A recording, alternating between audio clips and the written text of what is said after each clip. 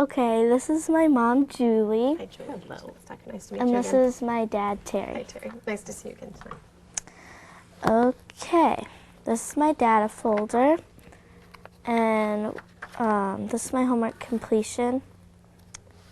And, oops, sorry. That's okay. I've done pretty well, except for one time I forgot one. And then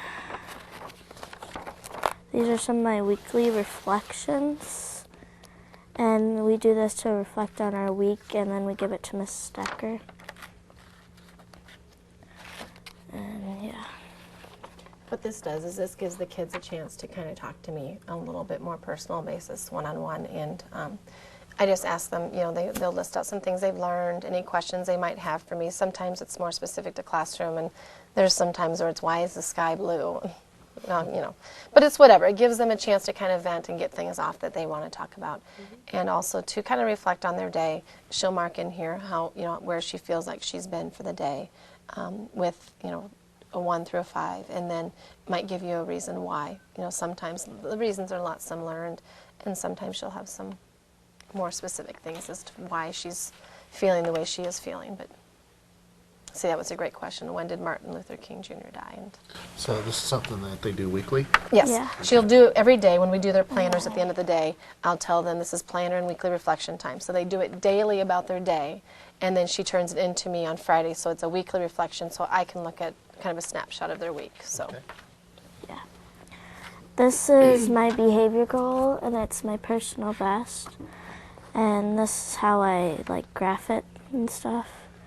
And so I just ask people who sit by me how I did on my personal best. And then my academic goal is spelling 50% or more on Monday tests. And my spelling graph will be, this is my ITBS scores. This is math, and then reading. She did a very good job.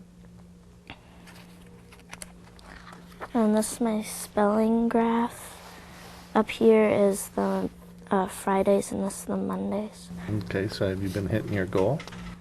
Sometimes. Most of the time, yeah. 50% is your goal.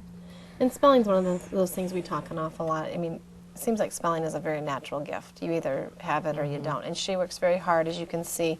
She may, you know, get 12 out of 20 on Monday, but she works hard to get the 20 out of 20 on Friday. And of course, the goal would be eventually to get these Monday tests up higher, and we're working on it. But, you know, with technology and with the knowledge that she has of herself that spelling is something that she struggles with, she'll always make sure that she's doing things right before she hands in projects and stuff. So, Good job. yes, very good job, Annie. This is my math test scores. Most of the time it's 100%, but we only graph the secure goals.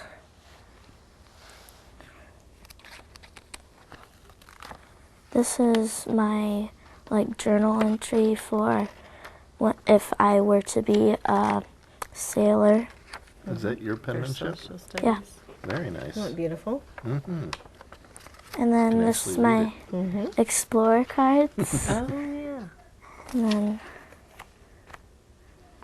So who's been your I didn't get to favorite see explorer? Those. Yeah, turn back. Hernan Cortez, Mm. Why? because he wasn't very smart.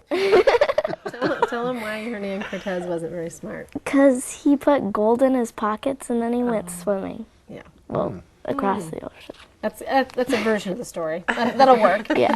Embarrassed. So Yeah. social studies test scores. And this is for science. It's the biome flip sheet.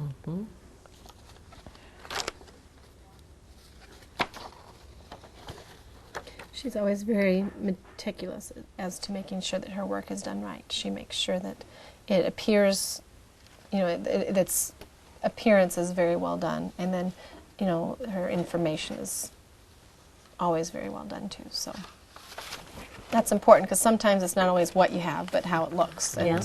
so she does a very good job with that. And this is my science test scores. And right now we're on this one in the environment. So Yeah. yeah, good job. So any questions from you guys?